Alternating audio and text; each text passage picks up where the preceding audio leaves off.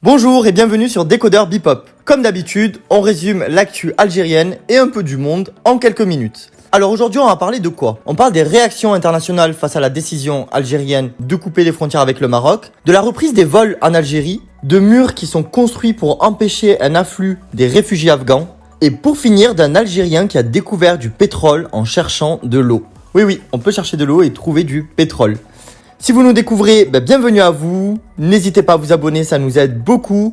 Et nous, on y va sans plus tarder. Alors comme vous le savez, le 24 août, l'Algérie a décidé de rompre toute relation diplomatique avec le Maroc. En réaction, le Maroc a dit regretter cette décision, qui était selon eux injustifiée, mais par contre attendue. Cette décision a fait réagir plusieurs pays, comme la France qui a appelé hier l'Algérie et le Maroc au dialogue, dans l'intérêt et la stabilité du Maghreb. Lorsque la diplomatie française a été questionnée sur les répercussions que pouvait avoir cette décision sur la relation de la France avec les deux pays, elle a répondu que l'Algérie et le Maroc sont deux pays amis et deux partenaires essentiels de la France. Dès le 25 août, l'Arabie Saoudite a appelé les deux pays à privilégier le dialogue aussi et trouver des solutions qui profitent aux deux peuples. Le royaume saoudien souhaite un rétablissement des relations entre les deux pays le plus tôt possible. Dans le même sens, selon El Khabar, le secrétaire général de la Ligue arabe, Ahmed Abou El Khaït, a exprimé son regret, ce qui est advenu des relations algéro-marocaines. Il a appelé les deux pays à la retenue et à éviter davantage d'escalade. Le même jour, Israël a réagi aux déclarations de Ramtan Lamamra. Une source diplomatique israélienne aurait appelé Alger à se focaliser sur ses problèmes économiques.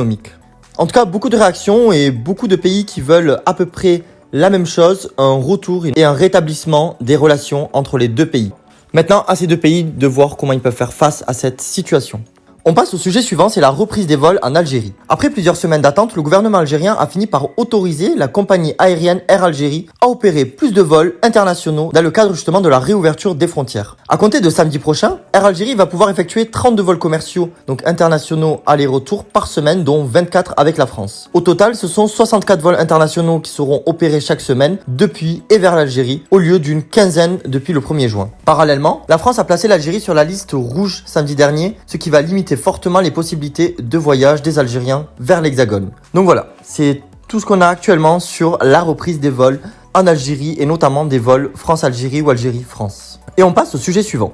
Suite à l'arrivée au pouvoir des talibans en Afghanistan, maintenant vous le savez, les pays voisins et les pays du monde se préparent à recevoir une vague de migrants afghans cherchant refuge. Le Haut Commissariat pour les réfugiés des Nations Unies a demandé aux pays d'appliquer ce qu'on appelle le principe de non-refoulement, c'est-à-dire l'interdiction de renvoyer les Afghans vers les situations où ils sont en danger. Le HCR rappelle aussi que les États ont leur responsabilité juridique et morale d'autoriser les personnes qui ont fui l'Afghanistan en quête de sécurité d'accéder à leur territoire et de ne pas les expulser. Et cela jusqu'au moment où la situation se sera améliorée dans leur pays d'origine et qu'on puisse leur garantir donc des retours sûrs et dignes. Mais sur le terrain, les choses ne sont pas ressenties de la même façon par les pays qui accueillent les vagues migratoires. Selon le quotidien britannique The Guardian, la prise de Kaboul par les talibans a suscité en Europe la crainte d'une crise migratoire similaire à celle de 2015. Je ne sais pas si vous vous souvenez, mais cette année-là, plus d'1 million de personnes avaient fui la guerre et la pauvreté au Moyen-Orient et avaient traversé la Turquie pour se rendre dans l'Union européenne. Par conséquent, le vendredi 20 août, la Grèce a déclaré avoir terminé la construction d'un mur de 40 km avec sa frontière turque, dans lequel un système de surveillance a été installé. L'objectif, selon The Guardian, serait d'empêcher d'éventuels demandeurs d'asile de tenter de rejoindre l'Europe après la crise de contrôle d'Afghanistan par les talibans. Selon le journal italien El Fatto, un mur est également en cours de construction à la frontière entre la Turquie et l'Iran. Actuellement, 156 km ont été réalisés et l'objectif est de construire 243 km. Le quotidien italien souligne aussi que les autorités turques cherchent, elles, à empêcher l'arrivée de migrants et de demandeurs d'asile, et notamment celle des réfugiés afghans. Donc voilà, pour résumer, beaucoup de tensions de ce côté-là avec la prise au pouvoir des talibans, l'Europe qui craint un fort flux migratoire. Donc voilà, maintenant, est-ce que ces murs qui ont été construits vont être vraiment effectifs? Est-ce qu'il y aura quand même des personnes qui seront laissées passer?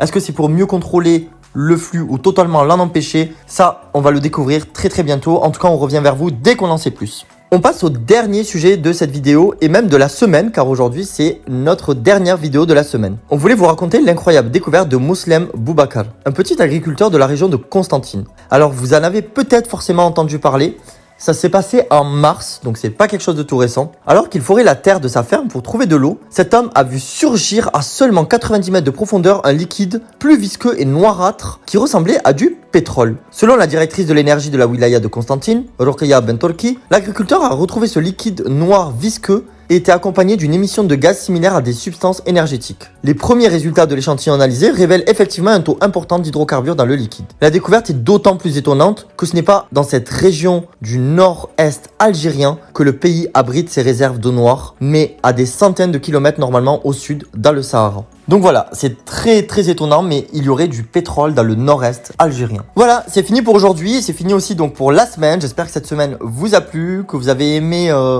être retenu de l'actualité à notre compagnie. Moi, je vous dis donc à la semaine prochaine, c'est-à-dire dimanche soir pour une nouvelle vidéo et recommencer la semaine. En attendant, je vous dis donc bon week-end et à bientôt. Et aussi, n'oubliez pas de vous abonner. Ciao!